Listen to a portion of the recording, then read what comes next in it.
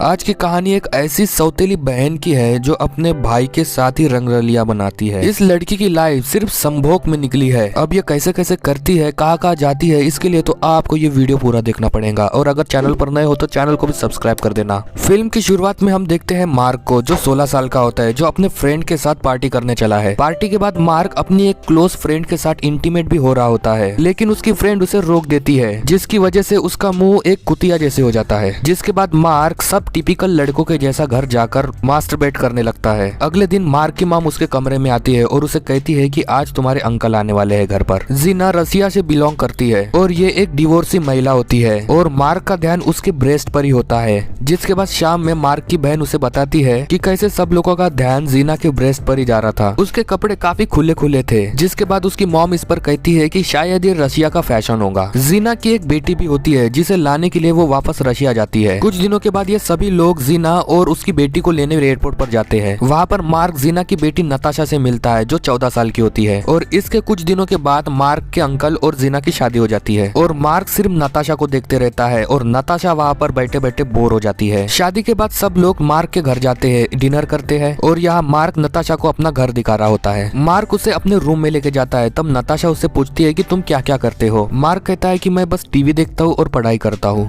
तो नताशा उससे पूछती है क्या तुम अपने रूम में कभी किसी लड़की के साथ टपाटप नहीं किए। ये सुनकर मार्क खुद के नजरों में गिर जाता है और कहता है कि तुम तो बस 14 साल की हो, तुमको ये सब नहीं कहना चाहिए। तब नताशा कहती है तुम तो नूब हो, मैंने तो अब तक 100 बार से ज्यादा किया है। ये सुनकर मार्क मन ही मन में कहता है कि मुझे तो चुल्लू भर पानी में डूबकर मर जाना चाहिए। जिसके बाद नताशा उसे ये भी कहती है अगर तुम चाहो तो मैं तुम्हारे साथ कर सकती हूँ। मतलब देख रहे हो कि लड़की कितनी फॉरवर्ड है। अब मार्क ठहरा संस्कारी लड़का, वो कहता है अब तुम मेरी कजन लगती हो। अब नताशा उसे समझाती है कि मेरी मॉम बहुत घटिया औरत है, वो हजारों आदमियों के साथ सो चुकी है और मैंने खुद उसे कई आदमियों के साथ करते हुए देखा है। ये सुनकर मार्क तो जैसे ब्लैंक ही हो गया और नताशा उसे देखकर हंसने लगती है। कुछ दिनों के बाद मार्क की माम उसे कहती है कि तुम्हें नताशा का ध्यान रखना होगा क्योंकि वो इस देश में नई नई है, यहाँ पर उसका कोई दोस्त भी नहीं है, इसलिए तुम उसके साथ टाइम स्पेंड करो। अगले ही दिन मार्क नताशा के घर जाता है जहाँ पर जीना उसे ब्रेकफास्ट खिलाती है और कहती है कि नताशा बहुत ही अलग लड़की है, वो बचपन से ही अकेले अकेले रहना पसंद करती है। अगर कुछ बात से वो तुमसे चिढ़ जाए तो प्लीज उसे माफ कर देना। जिसके बाद जीना नताशा को बुलाती है, लेकिन नताशा अपने मॉम से काफी गुस्सा होती है, इसलिए वो बिना कुछ बातें किए वहाँ से चल जाती है। इसके बाद मार्क और नताशा टेरेस पर जाते हैं जहाँ नताशा कहती है कि मैं अपने मॉम को बिल्कुल देखना भी नहीं चाहती। वो अपने मॉम से बहुत ही नफरत करती है। वो सोचती है कि उसकी मॉम ने इस देश में उसे लाकर उसकी जिंदगी बर्बाद कर दी। जिसके बाद मार्क उसे अपने दोस्त रूफस के घर पर लेके जाता है, जिसे मिलकर नताशा बस उसके बारे में ही बात करते रहती है। तब मार्क उसे बताता है कि रूफस अकेला रहता है, उसके मॉम डैड कनाडा घूमने गए हैं। जिसके बाद ये दोनों कुछ टाइम स्पेंड करते हैं। नाश्ता पानी करके मार्क उसे अपने घर पर छोड़ देता है। नताशा उसे कहती है कि कल मैं तुम्हारे घर पर आऊंगी। अगले दिन हम देखते हैं कि नताशा मार्क के घर पर उसे मिलने आ गई है। वो दोनों कुछ देर बैठकर बातें करते हैं। नताशा उससे पूछती है कि तुम कौन सी बुक पढ़ रहे हो। मार्क उसे कुछ बताता नहीं। इसके बाद वो दोनों साइकिलिंग करने के लिए बाहर जाते हैं। जिसके बाद हमें पता चलता है कि मार्क अपने दोस्तों के साथ मिलकर गांजा बेचता है और इस बारे में नताशा को पता लग जाता है और वो भी उससे पूछती है क्या मैं भी थोड़ा सा गांजा फूंक सकती हूँ। तो मार्क कहता है ठीक है। अगले दिन नताशा फिर से मार्क के घर आती है और मार्क उसके लिए थोड़े से गांजे का जुगाड़ भी कर लेता है। पहले वो खुद स्मोक करता है, फिर उसके बाद वो नताशा को स्मोक करने देता है। फिर नताशा मार्क की परमिशन लेकर उसके लैपटॉप को शुरू करती है। लैपटॉप शुरू करते ही धड़ाधड़ पॉर्न वीडियोस चालू हो जाते हैं, जिसे मार्क बंद करना भूल गया था। ये देखकर नताशा को काफी मजा आने लगा है। नताशा उससे कहती है कि मैं भी तुम्हें कुछ दिखाना चाहती हूँ। नताशा उसको अपनी खुद की न्यूड फोटोज दिखाती है और बताती है कि वो खुद भी पॉर्न वीडियोस बनाती है। नताशा उसे ऑफर देती है क्या तुम मेरे साथ करना चाहते हो। और मार्क के जवाब देने से पहले ही वो अपनी ब्रा उतार देती है और मार्क के सामने अपने अंडरवेयर में खड़ी हो जाती है और कुछ देर बाद वो अंडरवेयर भी निकाल देती है। जिसके बाद नताशा उसे किस करने लगती है और बस थोड़ी ही देर बाद इन दोनों का टपाटप चालू हो जाता है। नताशा मार्क को बताती है जब वो 12 साल की थी तब से वो ये काम कर रही है क्योंकि उसे इसके अच्छे खासे पैसे मिल जाते हैं। नताशा कहती है कि उसकी मॉम को भी इस बारे में पता लग गया था, लेकिन उसकी मॉम ने उसे कुछ नहीं कहा। लेकिन वो नताशा के कमाए हुए पैसों के पीछे लग गई थी, इसीलिए उसने ये काम छोड़ दिया और तभी से इन दोनों के बीच में कुछ अच्छा नहीं चल रहा। इसके बाद मार्क और नताशा एक दूसरे के साथ हमेशा टाइम स्पेंड करने लगते हैं, यहाँ तक कि ये दोनों एक दूसरे के साथ नहाते भी है और जहाँ जगह मिली वहाँ पर इंटीमेट होना चालू करते हैं और मार्क उसे पसंद भी करने लगता है। जिसके बाद मार्क अपने दोस्तों के साथ उसे पार्टी करने लेके जाता है और अपना पूरा शहर भी घुमाता है। कुछ टाइम के बाद मार्क के अंकल और जीना घूमने जाते हैं, इसलिए नताशा मार्क के घर में ही रुकी होती है। रात में नताशा उसे मैसेज करती है और थोड़ी ही देर बाद उसके रूम में भी चली आती है और कहती है कि उसे नींद नहीं आ रही, इसलिए नताशा और मार्क बाहर घूमने जाते हैं। तब नताशा उसे कहती है कि मुझे तुम्हारे घर में रहना बहुत ही अच्छा लगता है, काश कि वो यहाँ पर पूरी जिंदगी रह सकती थी। मार्क उसे कहता है कि तुम जब चाहो यहाँ पर रहने आ सकती हो। नताशा उसे बताती है कि उसकी मॉम उसके अंकल को धोखा दे रही है, वो अपने एक्स हस्बैंड के साथ अभी भी टपाटप करती है। नताशा कहती है कि मैंने तुम्हारे अंकल को सब कुछ बता भी दिया, लेकिन तुम्हारे अंकल ने मुझ पर भरोसा नहीं किया और मेरी मॉम की झूठी बातों में आकर मुझे ही झूठा समझने लगे। इसके बाद जीना और मार्क के अंकल वापस आ जाते हैं और नताशा को अपने साथ चलने कहते हैं, लेकिन नताशा उनके साथ नहीं जाना चाहती। वो कहती है कि मुझे यही रहना है। तब जीना उससे कहती है कि मुझे पता है कि तुम्हें ये जगह क्यों अच्छी लगती है और मुझे ये भी पता है कि तुम उस लड़के के साथ क्या क्या करती हो। ये सुनने के बाद नताशा को बहुत गुस्सा आता है और वो अपने मॉम पर ही चढ़ जाती है और मार्क के डैड इनका झगड़ा छुड़ाते हैं, जिसके बाद नताशा को जीना के साथ जाना ही पड़ता है।